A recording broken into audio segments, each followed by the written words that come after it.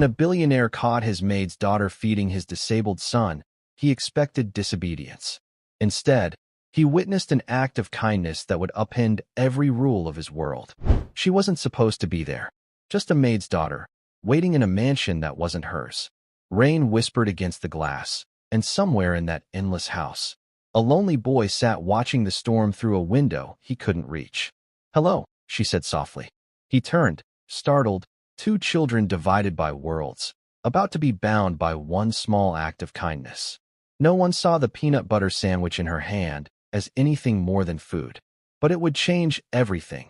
It would awaken a father's heart, unravel lies, and test the meaning of loyalty and love.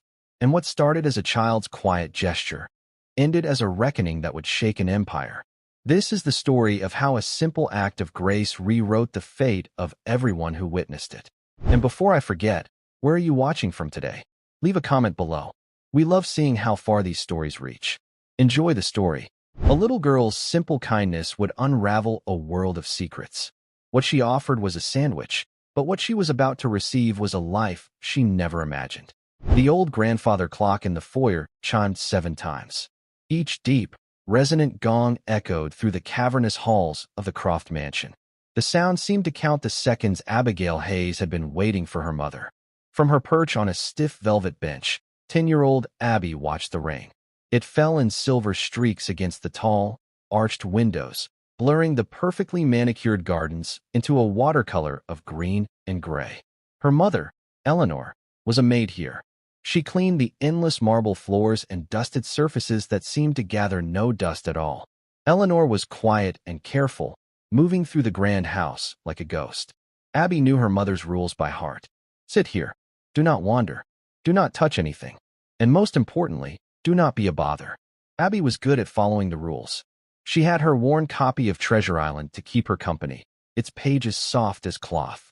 She also had her dinner, 2 peanut butter sandwiches, an apple, and a small carton of milk, packed neatly in her lunchbox. Tonight, however, the book lay forgotten on the bench beside her. Her stomach grumbled, but she ignored it. She was more interested in the boy. She had only seen him in glimpses before. His name was Leo. He was Harrison Croft's son, a boy who lived in a world of polished silence. Today, he was in the grand sunroom that overlooked the west lawn. He sat in a sleek, black wheelchair, his back to the house. He faced the rain-soaked garden, his small shoulders slumped. A caregiver, a stern woman named Ms. Albright, had wheeled him there after his tutoring session an hour ago. Then she had left him, disappearing into another part of the mansion with her phone pressed to her ear. He had been alone ever since. Abby's heart felt a small, painful pinch. He looked like the loneliest boy in the world. Her grandfather, General Marcus Hayes, had told her once that no soldier should ever be left behind. She decided that no boy should be, either.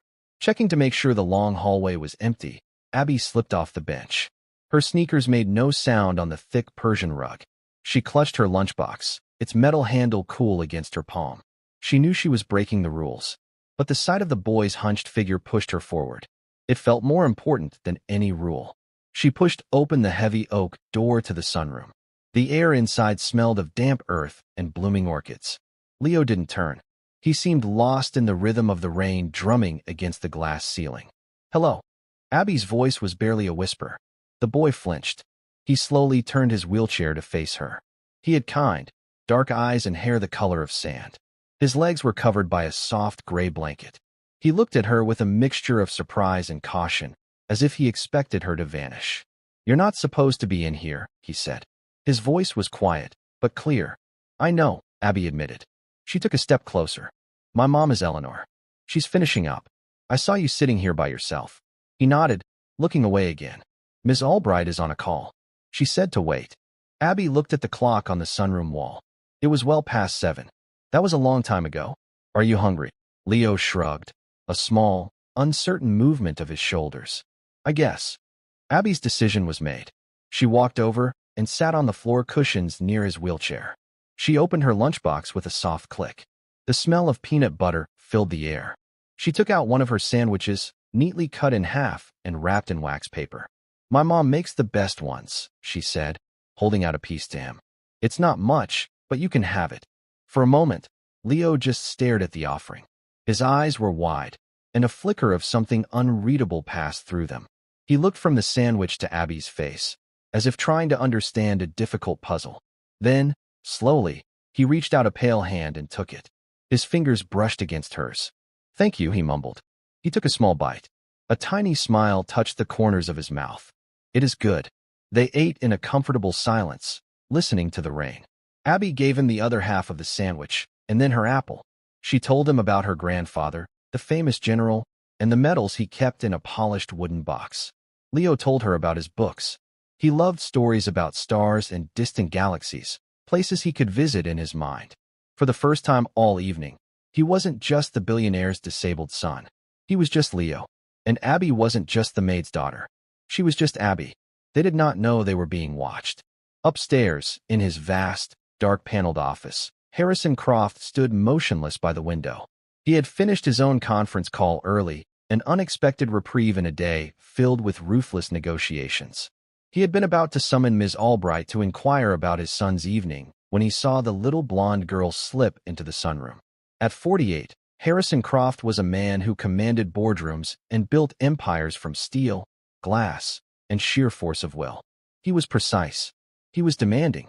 He saw the world as a series of transactions, assets, and liabilities. Emotions were a variable he had long ago learned to control and distrust. Kindness, in his experience, was usually a currency, offered in the expectation of a return. He watched the small scene unfold below. He saw the girl, this maid's daughter, offer his son her own simple dinner. There was no hesitation. There was no one there to impress. It was a pure, uncomplicated act of grace. He saw the way Leo's posture changed, his shoulders straightening just a little. He saw the genuine, unguarded smile that appeared on his son's face, a smile Harrison himself had not seen in months. A strange, unfamiliar feeling tightened in his chest. He had hired the best caregivers, the most expensive tutors, the most qualified therapists. He had provided Leo with every material advantage a boy could ever want. Yet, his son remained walled off, enclosed in a fortress of quiet sorrow that no amount of money could breach. But this little girl, with nothing to offer but a peanut butter sandwich and a story about her grandfather, had walked right through the gates. He saw Miss Albright finally bustle into the sunroom, her face a mask of false concern. "Leo, there you are. I'm so sorry, my call ran longer than." She trailed off, her eyes landing on Abby. Her expression soured. What are you doing here? You know the rules." Abby scrambled to her feet, her cheeks flushing with shame. "I'm sorry. He just looked lonely." "That is not your concern," Ms. Albright snapped, her voice sharp. "Go back to the foyer and wait for your mother." Leo's smile vanished. "She wasn't bothering me." "Hush, Leo." The caregiver began to turn his wheelchair around, her movements brisk and dismissive. From his window, Harrison's jaw tightened. He had seen enough. He turned from the window, his gray eyes cold and hard as granite. He pressed the intercom button on his desk. His voice was quiet, but it carried the weight of absolute authority. "Beverly," he said, "find Eleanor Hayes for me. Bring her and her daughter to my office. Now." Then he paused, his gaze drifting back to the sunroom. "And tell Ms. Albright she is no longer needed. Have security escort her from the premises immediately." The air in the office was thick with unspoken questions. Eleanor Hayes stood before the massive oak desk, her hands clasped tightly in front of her. She was a woman who had learned to make herself small, to be invisible. But right now, under the intense gaze of Harrison Croft, she felt as if she were under a microscope. Abby stood beside her, holding her mother's hand, her small face pale. "Mr. Croft, sir," Eleanor began, her voice trembling slightly. "I am so sorry about Abigail. I told her to stay put. She broke the rules. It will not happen again. Please, don't." She couldn't finish the sentence. The fear of losing her job was a cold knot in her stomach. This job was all that stood between her and desperation. Harrison held up a hand, silencing her. He didn't look angry. He looked thoughtful. His gaze shifted from Eleanor to the small girl beside her. "Your daughter's name is Abigail?" he asked. His voice was softer than Eleanor had ever heard it. "Yes, sir. We call her Abby." He nodded slowly. "Abby," he said, addressing her directly. "Why did you go into the sunroom tonight?" Abby swallowed hard. She looked at her mother, then back at the powerful man behind the desk. She decided to tell the truth. Your son, Leo, he looked sad, she said quietly. My grandfather always said you don't leave people behind when they're alone. So I went to sit with him. Harrison leaned forward, his elbows resting on the polished wood. And you gave him your dinner. It wasn't a question. It was a statement. He looked hungry, Abby replied simply. For a long moment, Harrison Croft was silent. He studied the child before him. She wasn't afraid of him, not really. She was direct, honest, and possessed a quiet strength that seemed far beyond her years. He glanced at her file, which his assistant Beverly had placed on his desk just minutes before. Eleanor Hayes. Widow. Daughter. Abigail Hayes, age 10. Father. Captain Daniel Hayes, deceased. Grandfather. General Marcus Hayes. The name hit him like a physical blow. General Hayes. A man who was a legend. A man of unwavering integrity and courage. Harrison had met the general once, years ago, at a charity event. He had been struck by the man's profound sense of honor. And this was his granddaughter. It made a strange kind of sense. Honor, it seemed, was hereditary. Mrs. Hayes, Harrison said, his tone shifting. It was no longer the voice of an employer addressing a maid. It was the voice of a man making a decision. Your current duties primarily involve housekeeping on the second floor, correct? Eleanor blinked, thrown by the sudden change in topic. Yes, sir. That and assisting with laundry. That is about to change, he stated. He stood up and walked around the desk, stopping a few feet in front of them. The sheer force of his presence was overwhelming. I have been looking for a house manager for some time. Someone to oversee the staff, manage the schedules, and ensure the entire estate runs with precision. The position requires integrity, diligence, and an unimpeachable character. It comes with a significant salary increase and private accommodations here on the estate. Eleanor's head spun. She couldn't be hearing this right. Sir, I don't understand. I'm a maid. You are General Hayes's daughter, Harrison corrected her gently. And you have raised a daughter who, in one simple act, has shown more compassion and decency than any of the highly paid professionals I have hired to care for my son. His gaze fell back to Abby. Leo needs a friend. He needs someone who sees him, not his wheelchair, not his father's money.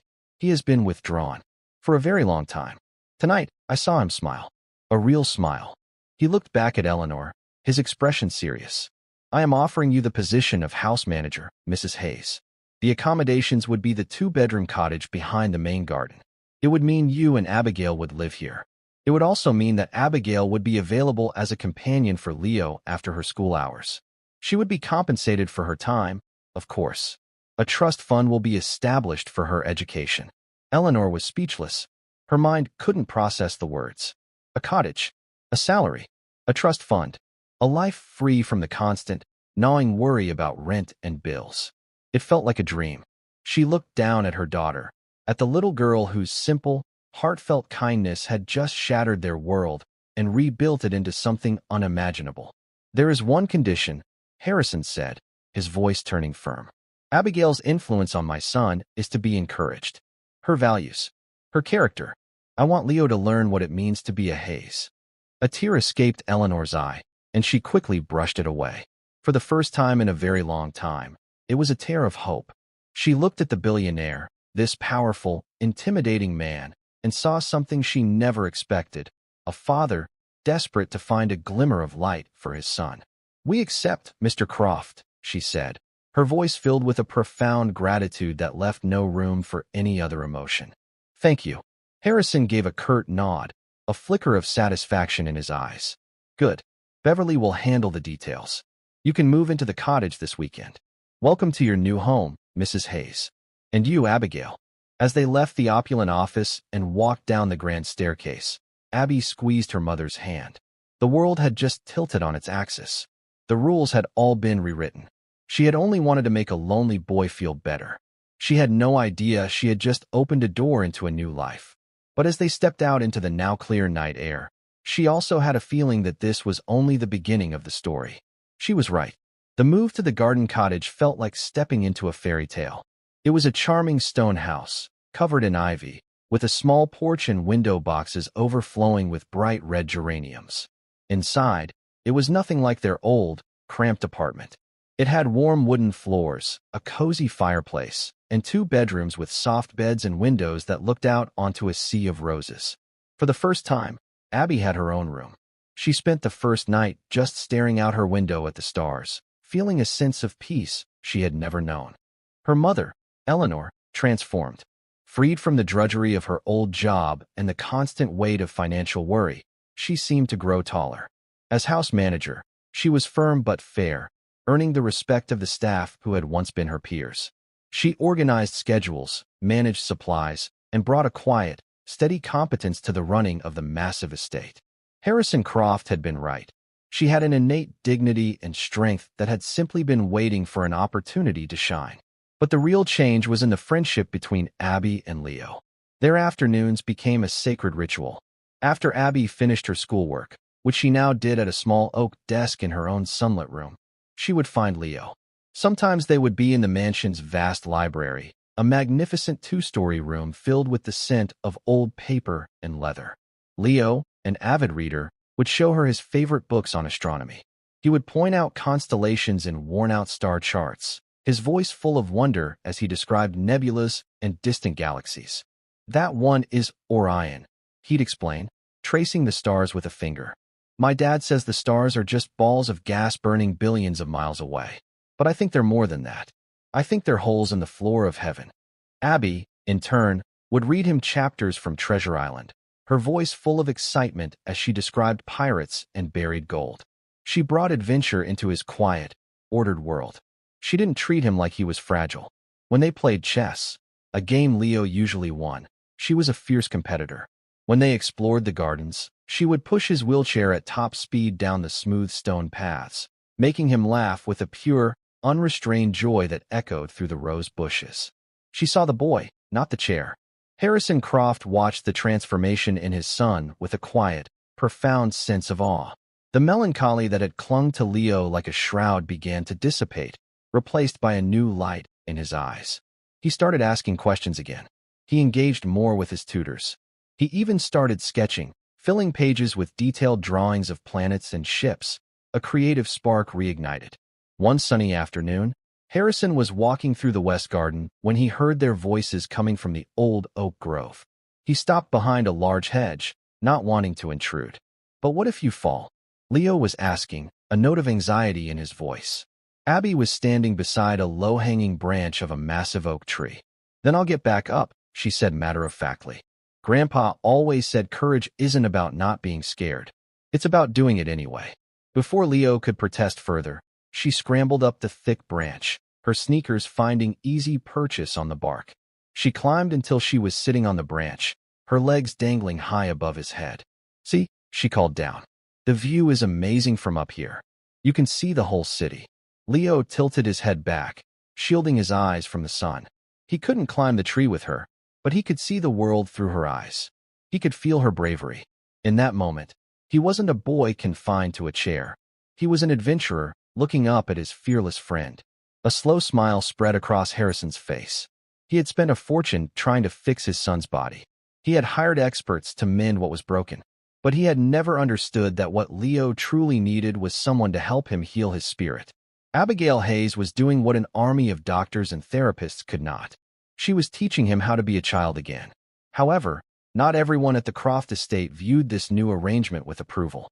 A current of resentment began to flow just beneath the polished surface of the household. The source of this bitterness was Beverly Vance, Harrison's sharp, ambitious executive assistant. Beverly had been with Harrison for nearly a decade. She was ruthlessly efficient, fiercely intelligent, and had made herself indispensable. She managed his schedule, vetted his calls, and acted as the gatekeeper to his intensely private world. Over the years, she had come to see the Croft empire, and Harrison himself, as her domain. The sudden elevation of the maid and her daughter was an anomaly she could not accept. She saw them as an unprofessional, emotional complication. In her mind, Eleanor was an uneducated cleaner playing at being a manager, and Abby was a sentimental distraction. She believed Harrison's decision was a moment of uncharacteristic weakness, a foolish indulgence he would come to regret. And she intended to make sure he did. Her resentment began to manifest in small, subtle acts of sabotage. A crucial supply order for the kitchen, placed by Eleanor, would mysteriously go missing. A message for Eleanor from a contractor would not be delivered, making her appear incompetent. Beverly was an expert at a quiet kind of corporate warfare, and she now applied those skills to the household. Eleanor, sensing the hostility but unable to prove its source, simply worked harder. She double-checked everything. She kept meticulous records. She refused to be rattled. She knew what was at stake, and she would not allow anyone to jeopardize her daughter's future. Beverly soon realized that undermining Eleanor was not enough. The true source of the problem was the bond between the children. It was that bond that had given the Hayes family their unshakable place in Harrison's world. To remove them, she would have to break that bond, and she knew just how to do it. Her opportunity came during the preparations for the annual Croft Foundation Charity Gala, the most important social event of Harrison's year. It was a massive affair held on the estate grounds, drawing in the city's wealthiest and most powerful figures. Beverly was in charge of the entire event, a responsibility she relished. One afternoon, a week before the gala, she found Abby and Leo in the library. They were working on a large, hand-drawn map of the estate, marking a path for a treasure hunt they had designed. Beverly entered with a deceptively warm smile. "What a wonderful map," she said, her voice smooth as silk. "You two are quite the artists." Abby beamed, proud of their work. "It's for a game. We're going to hide clues all over the garden." "A lovely idea," Beverly said, her eyes twinkling. "You know, Leo, your father is having a special display set up for the gala. It's a collection of his mother's favorite jewelry. It's going to be in the main gallery. There's one piece in particular, the Croft Star. It's a magnificent diamond necklace. He wants to make sure it's perfectly safe." Leo's eyes widened. "I've seen pictures of it. It's beautiful." Beverly leaned in conspiratorially. "It is. And the security system for the gallery is very complex. Your father was just saying that he needs someone utterly trustworthy to be the last one to check the gallery doors each night before the guards make their final rounds. He said he needed someone who knows the house inside and out, someone who would never, ever be careless." She paused, letting her words sink in.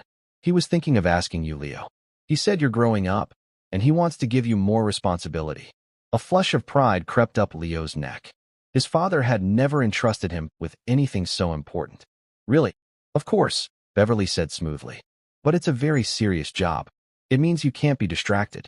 You'd have to promise to be the only one to touch the keypad for the secondary lock." She glanced at Abby. "No games. No friends in the gallery. Just you. Do you think you can handle that?" "Yes," Leo said, his voice firm with a newfound sense of purpose. "I can do it." Abby felt a strange pang of unease. The way Beverly had looked at her felt cold, but she pushed the feeling aside, happy for her friend. It was wonderful that Mr. Croft was trusting Leo with such a big secret. That evening, and for the rest of the week, Leo dutifully performed his task. After the staff had finished setting up the displays for the day, he would go to the gallery alone. He would check that the glass cases were locked, and then, using a special code Beverly had given him, he would engage the secondary electronic lock. It made him feel important, like he was contributing in a real way. The night before the gala, the final pieces were put in place. The Croft Star lay glittering on a bed of black velvet, its dozens of diamonds catching the light. Leo performed his duty with extra care. He checked the lock, the green light on the keypad blinked, and he wheeled himself out, feeling proud. He passed Abby in the hallway. "Is it safe?" she whispered, her eyes wide with excitement. "Perfectly safe," he whispered back, a grin on his face. The next morning, a scream echoed from the main gallery. Eleanor was the first to arrive. She found one of the junior housekeepers standing by the main display case, her face as white as a sheet.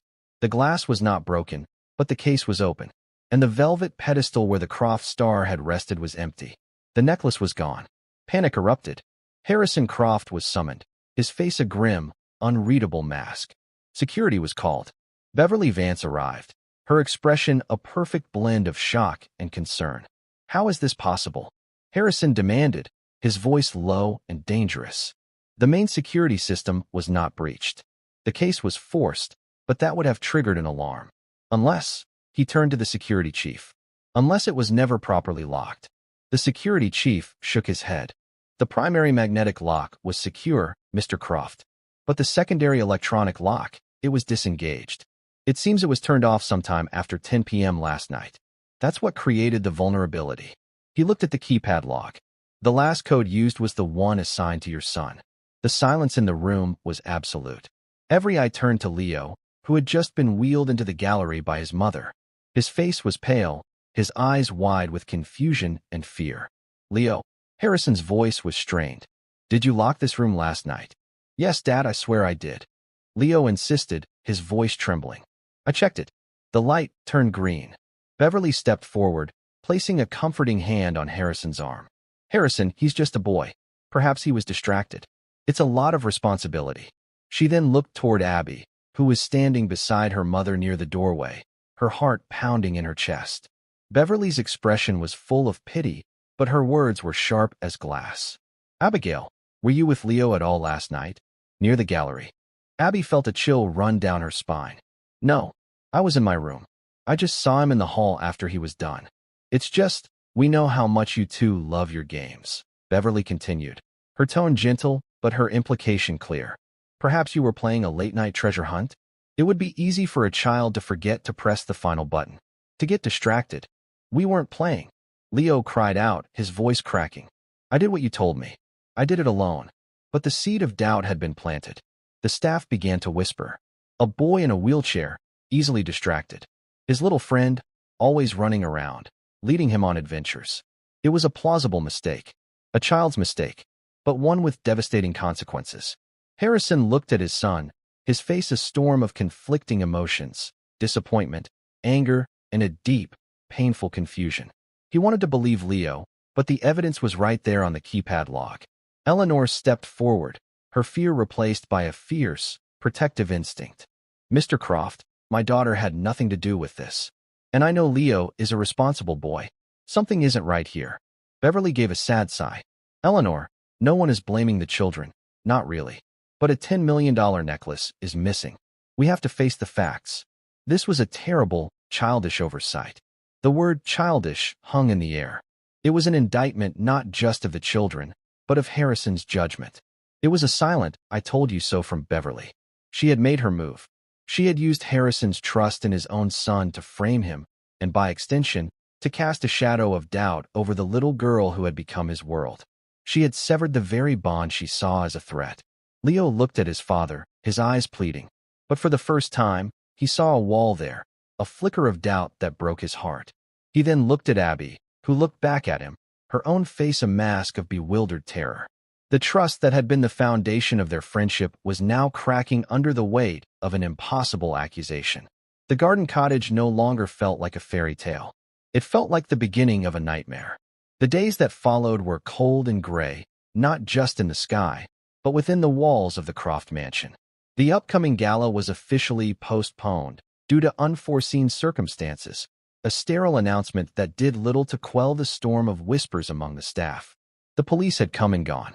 They had taken statements, dusted for fingerprints, and concluded what Beverly had so neatly suggested. There was no sign of forced entry, making it an internal matter. The insurance investigators were more pointed. They spoke in low, serious tones about liability and negligence. The name of Harrison Croft's son was never mentioned in their official reports, but it hung in the air, a ghost of an accusation. For Leo, the world shrank to the size of his room. The light in his eyes, which had begun to shine so brightly, was extinguished. He refused to leave his chambers, not for his tutoring, not even to go to the library. He would sit for hours by his window, staring at the garden where he and Abby had played, his expression hollow. The trust he'd placed in his father had been a fragile, new thing. Now it was shattered. He felt the sting of his father's doubt, like a physical wound. Harrison Croft retreated behind the walls he had built around himself long ago. He became a man of sharp angles and clipped sentences. He was rarely seen outside his office. When he spoke to Eleanor, it was with a cool, formal distance that had not existed since her first day as a maid. He did not speak about the necklace, about Leo, or about the future. He simply immersed himself in his work, a fortress of numbers and contracts that could not disappoint him. The unspoken tension was a poison seeping into the foundation of their new lives. The garden cottage, once a haven, now felt like a gilded cage.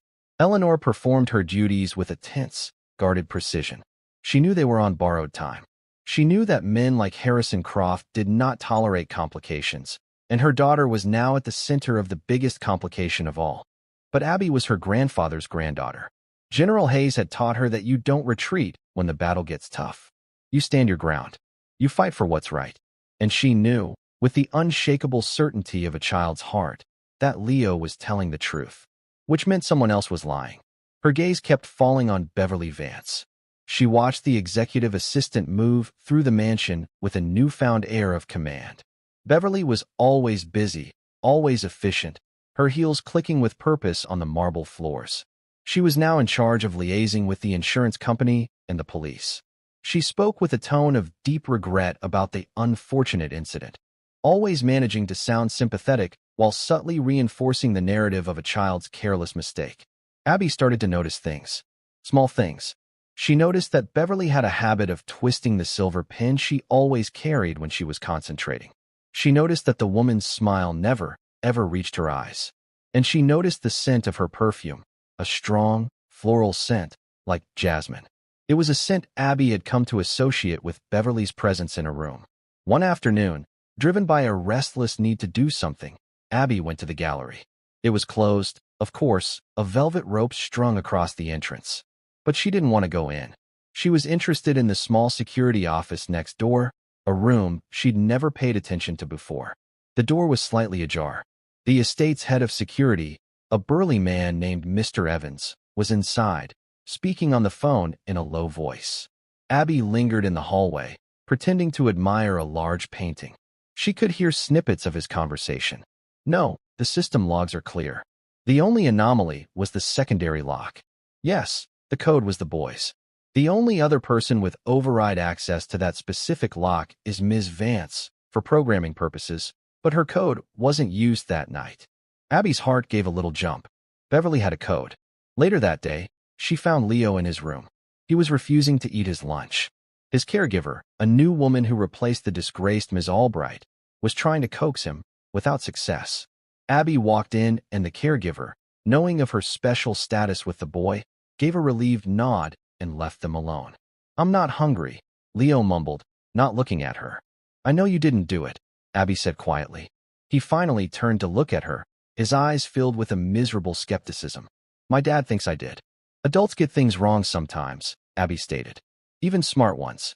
She pulled a chair closer to his wheelchair. "Leo, I need you to think. The night it happened, when Beverly gave you the code, was there anything weird? Anything at all?" Leo frowned, trying to remember. "No. She just told me how important it was. She said my dad was trusting me. She made me promise not to tell anyone the code, not even you." "She told you not to tell me?" Abby asked, leaning forward. "Yeah," Leo said. "She said it was a test of my ability to keep a secret, to be responsible, all by myself." Abby's mind raced. It was a perfect trap. By isolating Leo, by making the responsibility entirely his, Beverly had ensured no one else could corroborate his story. She had made him the sole guardian of a secret that was designed to fail. "Okay," Abby said, her mind working. "What about after you locked it? You saw me in the hall. Did you see anyone else?" Leo shook his head. "No. The staff was all downstairs getting ready for their shift change. The upstairs was empty." Abby stood up and began to pace. An idea was forming in her mind, a wild and improbable one, but it was all she had. She remembered something else her grandfather had told her. The enemy's greatest strength is often their greatest weakness. Beverly's strength was her meticulous planning, her control. She wouldn't have done something clumsy. The theft had to be as clean and precise as everything else she did. So how had she done it? She thought back to the security chief's words. Her code wasn't used. That meant she couldn't have just walked up and unlocked it. But she had override access. What did that mean? "Leo," she said, stopping in front of him. "What if the lock was never really on?" Leo looked confused. "But I saw the green light. It blinked. I checked it." "I know you did," Abby said. "But what if the green light could lie?" That was it. The key. It had to be. Beverly hadn't used her code because she didn't need to. She had manipulated the system beforehand. She was the one who programmed it, after all. She could have set it up so that when Leo entered his code, the light would turn green, but the lock itself would disengage 10 minutes later. It would be a perfect crime, leaving Leo's code as the last one in the system log before the failure. But it was a theory, a 10-year-old's guess. She had no proof. How could she possibly prove it? Her thoughts were interrupted by a knock on the door. It was Beverly. She stood in the doorway, a file in her hand, her expression one of cool professionalism. "Abigail," she said, her voice clipped. "Your mother is looking for you.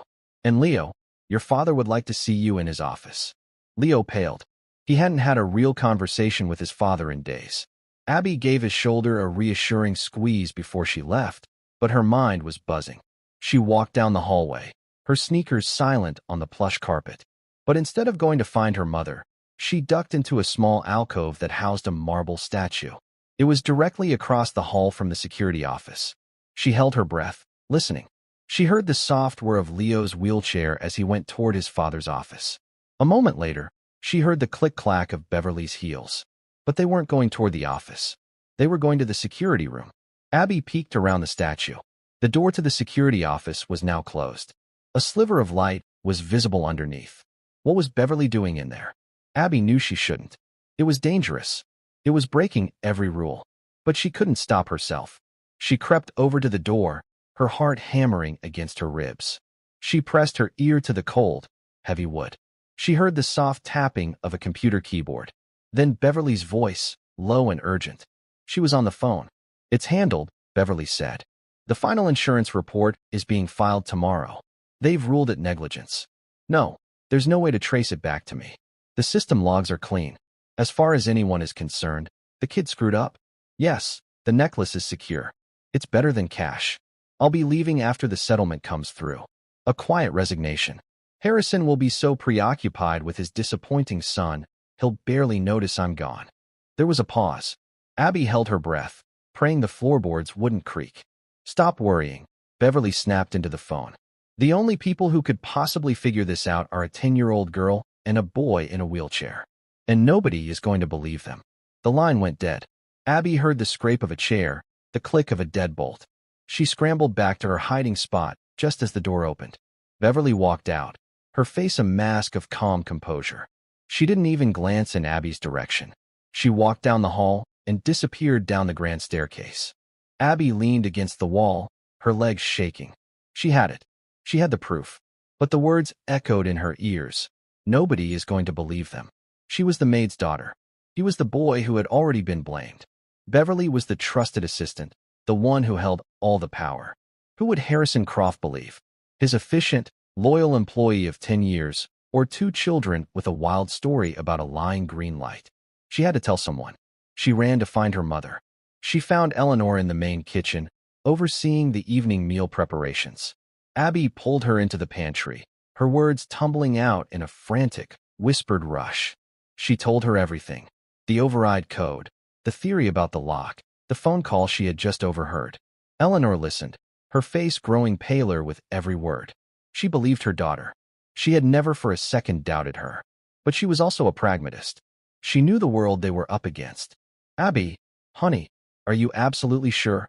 she asked, her voice tight with worry. "You heard her say all of this?" "Yes, I swear," Abby insisted. Eleanor wrung her hands. A child's testimony against a woman like Beverly. "Mr. Croft, he's not thinking clearly right now. He's hurt. If we go to him with this and we're wrong, or if he doesn't believe us," she didn't need to finish. "They would be out of the mansion before the sun set. All of it, the cottage, the job, the trust fund, Leo's friendship, it would all be gone. They would lose everything." But then Eleanor looked into her daughter's eyes. She saw the same fire, the same unwavering sense of justice she had seen in her own father, the general. He would never have backed down from a fight for what was right, no matter the odds. And she couldn't either. "Okay," Eleanor said, her voice suddenly firm. "Okay, we're going to do this. But we have to be smart. We need more than just your word. We need proof that even a man like Harrison Croft can't deny." The question was, how? Beverly was too clever to leave a trail. She had said the necklace was secure. That meant it wasn't in her room or her office. It would be somewhere no one would ever think to look. How do you find a $10 million necklace in a house with more than 50 rooms? The answer, when it came, was not from a clever deduction, but from a child's memory. "The treasure hunt," Abby whispered, her eyes widening. "The map." Eleanor looked at her, confused. "What map?" The map Leo and I were making, Abby explained, her voice getting faster with excitement. Before all this happened, Beverly saw us with it. In the library. She was looking at it right before she started talking about the necklace. They rushed to the library. The large sheet of paper was still lying on the side table where they had left it, forgotten in the chaos of the past week. It was a child's drawing of the estate grounds, with little X's marking the spots for their make-believe treasure. She looked at it for a long time, Abby said, her finger tracing the lines they had drawn. We marked all our favorite places.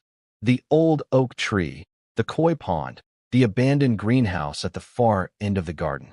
Eleanor's eyes followed her daughter's finger to the last spot. The old greenhouse. It was a dilapidated structure, scheduled for demolition. No one ever went there. It was full of broken pots, rusted tools, and overgrown weeds. It was the perfect hiding place. A place no one would ever search. A place suggested by the very children she was framing. The irony was as cruel as it was brilliant. Come on, Eleanor said, her jaw set with a grim determination. And bring a flashlight. It's going to be dark soon. The air had grown cold. A sharp wind rustled the leaves as mother and daughter slipped out the back door of the mansion. They moved quickly, sticking to the shadows of the manicured hedges. The greenhouse stood at the edge of the property, a skeletal silhouette against the bruised purple of the twilight sky. Its glass panes were clouded with grime, and several were broken. The door creaked open on rusted hinges. The air inside was thick with the smell of damp earth and decay. Moonlight streamed in through the broken roof, casting long, eerie shadows across the cluttered interior. What are we looking for? Eleanor whispered, her flashlight beam cutting through the darkness. Something that doesn't belong, Abby whispered back. They searched methodically. They looked under rotting wooden benches, inside stacks of dusty clay pots, behind piles of old fertilizer bags. The minutes ticked by. Doubt began to creep into Eleanor's mind. What if they were wrong? What if this was just a wild goose chase, a child's fantasy? Abby, however, was focused. She was thinking like Beverly. Clever. Precise. Hidden in plain sight. Her eyes scanned the workbench that ran along the back wall. It was covered in junk. Old trowels, empty seed packets, a half-empty bottle of weed killer, and a small, unassuming terracotta pot, no different from the dozens of others scattered around. But this one was different. There was no dirt in it. And sitting on the bench beneath it was a small circle of dust-free wood, as if the pot had only recently been placed there. Her heart pounding, Abby reached for it. It was heavier than it should have been. She turned it over. Taped to the bottom of the pot, inside a thick plastic bag, was a heavy, glittering mass. Eleanor shone the flashlight on it. The beam of light exploded into 1,000 tiny, brilliant stars. It was the Croft star. The diamonds seemed to drink in the light, cold and beautiful and terrible. They had found it. They had the proof. But as they stood there, frozen in a moment of triumph and terror, a shadow fell across the doorway. I thought I might find you here. Beverly Vance stood silhouetted against the moonlight. In her hand was a heavy iron gardening trowel. Her face was no longer a mask of cool professionalism. It was a twisted, ugly thing, contorted by fury and desperation. It's a shame, really, Beverly said, taking a step into the greenhouse, the trowel held like a weapon. I was so close. But you just couldn't leave it alone, could you? You and that pathetic little boy. Her eyes fixed on the necklace in Abby's hands. Give that to me. Eleanor pushed Abby behind her, her body forming a protective shield. It's over, Beverly, she said, her voice shaking but firm. We're calling Mr. Croft. We're calling the police. Beverly laughed, a harsh, grating sound. I don't think so. You see, the story is already written. A distraught maid and her delinquent daughter, caught trying to flee with the stolen necklace they've been hiding all along. It's tragic, really, but so much more believable. She lunged. Eleanor reacted with the pure, primal instinct of a mother protecting her child. As Beverly lunged, Eleanor shoved Abby behind her and simultaneously kicked out, knocking over a stack of empty clay pots. They shattered on the concrete floor, the sharp sound echoing in the small space. It was a desperate, clumsy defense, but it bought them a precious second. Beverly stumbled, her ankle twisting on a broken shard, letting out a sharp cry of pain. You'll regret that, she hissed, her face contorted in a mask of rage. She regained her balance, her eyes dark with a chilling malice. She was bigger than Eleanor, stronger, and she was cornered. While Beverly's attention was on Eleanor, Abby acted. Her mind flashed with her grandfather's stories, not of grand battles, but of small, clever tactics. Use the terrain. Use what the enemy doesn't see. Her eyes darted around the cluttered greenhouse. Her gaze landed on the workbench, the half-empty bottle of weed killer, the thick, rubber hose of a nearby watering can. As Beverly advanced on her mother, Abby scrambled behind the workbench. Her small hands fumbled with the nozzle on the hose. She aimed it at the floor directly in front of Beverly's feet and squeezed the handle with all her might. A powerful jet of stagnant, murky water shot out, creating a wide, slick puddle on the smooth concrete. Beverly, focused entirely on Eleanor, didn't see it. She took another determined step forward, and her expensive leather shoe hit the slick patch. Her feet went out from under her. With a shocked gasp, she flailed wildly, the iron trowel flying from her grasp. It clattered uselessly into a dark corner. She landed hard on her back, the air knocked out of her lungs in a painful whoosh. For a moment, there was only the sound of her gasping for breath. Eleanor rushed to Abby, pulling her into a fierce embrace. They were safe, but they were not out of danger.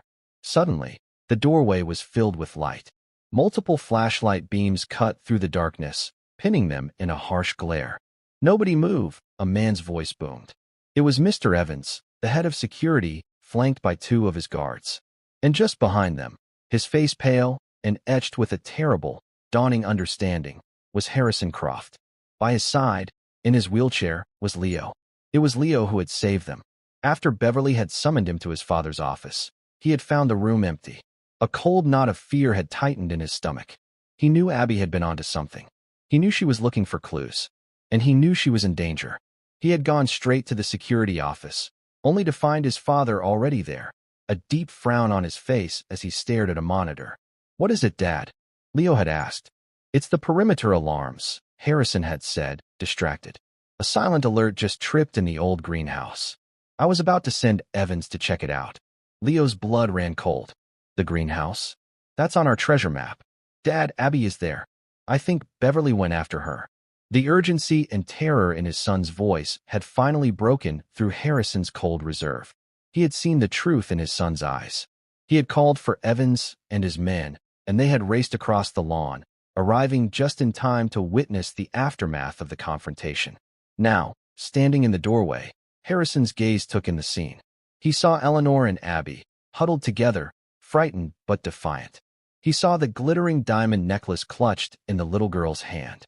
And he saw his trusted executive assistant, the woman he had relied on for a decade, lying defeated and exposed on the grimy floor. The truth settled over him, brutal and undeniable. Beverly struggled to sit up, her face a mess of dirt and humiliation. "Harrison, thank God you're here. They attacked me. They had the necklace." But her lies had run out. Harrison Croft looked at her, and for the first time, he saw her not as his efficient assistant, but as a venomous stranger. His voice, when he spoke, was quiet, but it was as cold and sharp as breaking ice. "Evans," he said, never taking his eyes off Beverly. "Detain Ms. Vance. Call the police. Tell them we have apprehended the person responsible for the theft of the Croft Star, and that she will be charged with assault as well." The fight went out of Beverly completely. Her face crumpled, the mask of fury replaced by the pathetic, empty look of true defeat. The guards moved in, helping her to her feet and securing her hands. As they led her away, she shot one last, venomous glare at Abby. It didn't matter. She was powerless now. Harrison walked slowly into the greenhouse. He knelt, his expensive suit heedless of the dirt and broken pottery, until he was eye level with Abby. He looked at the necklace in her hand, then into her wide, honest eyes. There were no words of thanks that felt adequate. He simply reached out and gently placed a hand on her shoulder. "You were brave," he said, his voice thick with an emotion she had never heard from him before. "Your grandfather would be very proud." He then looked at Eleanor, and in his gaze was a profound apology. For his doubt, for his distance, for failing to see the truth that had been right in front of him. "Eleanor," he said, his voice raw, "I am so sorry." Eleanor simply nodded, tears of relief finally streaming down her face. She held Abby tighter, her small, fierce daughter who had faced down the monster and won. But it was his own son Harrison needed to face. He stood up and turned to Leo. The boy was watching him, his expression wary, his heart still bruised by the sting of his father's distrust. Harrison walked over to him, the space between them feeling like a vast canyon. He crouched down in front of the wheelchair, placing his hands on his son's knees. For the first time, the powerful billionaire looked vulnerable. "Leo," he began, his voice cracking. I failed you. I doubted you. And that is a mistake a father should never make. I was so blinded by the evidence. I forgot to look at what mattered most. Your character. Your honesty. Can you ever forgive me?" Leo looked at his father, at the genuine pain and regret in his eyes. He saw not the cold titan of industry, but just a man. Just his dad. A slow tear traced a path down Leo's cheek, and he nodded. "I forgive you, Dad." Harrison Croft pulled his son into a hug, a real, heartfelt embrace that was years overdue. He held him tightly, the cold, empty spaces in his heart filling with a warmth he had thought long lost.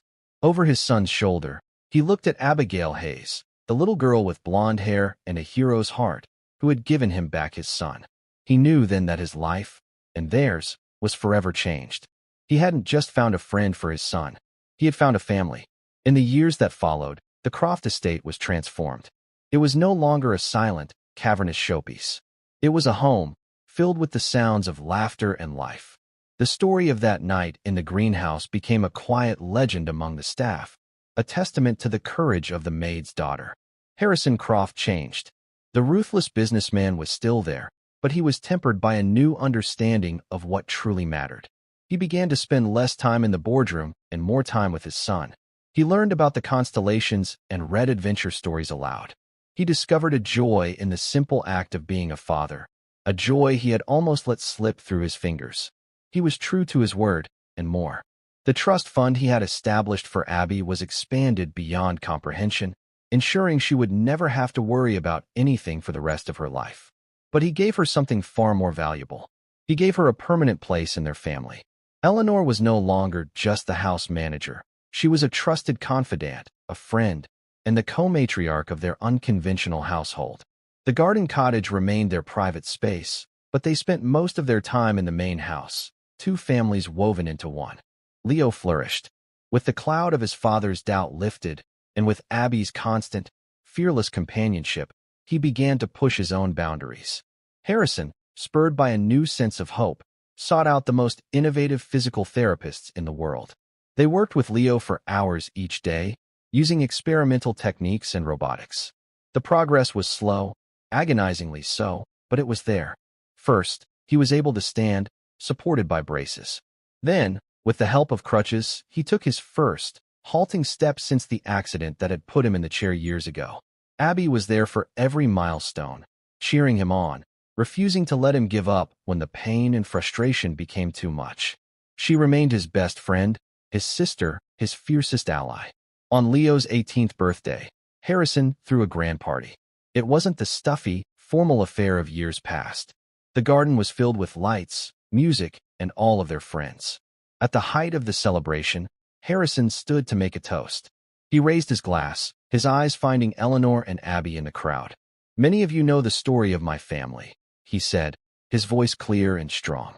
"But you may not know the most important chapter. It began not with a business deal, but with an act of kindness. With a peanut butter sandwich, offered by a little girl to a lonely boy." He smiled, his gaze shifting to his son. Leo was standing near the great oak tree, leaning on his crutches, tall and confident. Beside him, Abby, now a young woman on the cusp of leaving for college, was laughing at something he had said. They were inseparable, their bond forged in kindness and tempered by fire.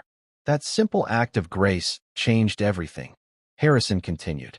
"It taught me that the greatest assets we can ever possess are not found in a bank vault or a stock portfolio. They are found in the courage to do what is right, the loyalty to stand by those you love, and the compassion to see the humanity in others." To Abigail and Eleanor Hayes, he said, his voice thick with emotion. "Thank you for reminding me what it means to be rich. You are my family." Later that evening, Abby and Leo stood by the koi pond, the water shimmering under the party lights. "He's right. You know," Leo said quietly, looking at her. You did change everything. Abby shrugged, a small smile on her face. You would have been fine without me. No, he said, his voice serious. I wouldn't have been. You climbed the tree, Abby. You showed me the view from up there. And you never let me forget it was possible. She looked at her friend, at the boy whose life had become so intertwined with her own. Her grandfather, General Hayes, had passed away peacefully 2 years prior. In one of their last conversations, he had told her, "Honor isn't about the medals on your chest, Abby. It's about the choices you make when no one is watching." She had made a choice that rainy evening 9 years ago. She had chosen to share her dinner with a lonely boy. It was a small thing, a simple thing. But it had started a chain reaction of events that had unraveled a world of secrets, exposed a terrible lie, and built a new world from the ashes of the old. She had offered a sandwich, but she had been given a father, a brother, and a life she could never have imagined. And she knew, with a deep and abiding certainty, that this was only the beginning. And that's where we'll end the story for now. Whenever I share one of these, I hope it gives you a chance to step out of the everyday and just drift for a bit. I'd love to know what you were doing while listening. Maybe relaxing after work, on a late-night drive, or just winding down. Drop a line in the comments. I really do read them all. And if you want to make sure we cross paths again, hitting like and subscribing makes a huge difference. We are always trying to improve our stories, so feel free to also drop your feedback in the comment section below. Thanks for spending this time with me.